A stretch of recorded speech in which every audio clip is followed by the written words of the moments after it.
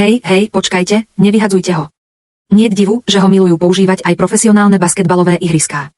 Toto je najjednoduchší spôsob, ako dať starému nábytku nový svieži vzhľad. Ušetrí vám veľa času pri čistení. Stačí ho nastriekať a vytvorí sa ochranný film.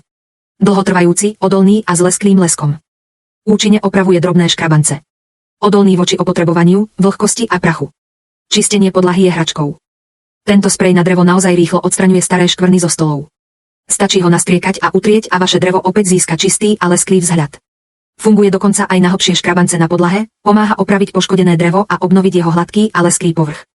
Kliknite na odkaz a kúpte si ho teraz. Zlatko, čo si to urobila? Mami, kreslil som. Bože môj, robíš si srandu. Tento stôl je úplne nový. Počkaj, to som ja a otec, prepáč, mami. Hej, je to v poriadku. Daj mi chvíľku.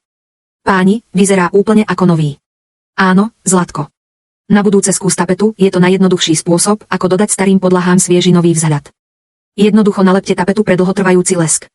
Pomáha tiež opraviť drobné škrabance a chráni vaše podlahy pred opotrebovaním, vlhkosťou a prachom.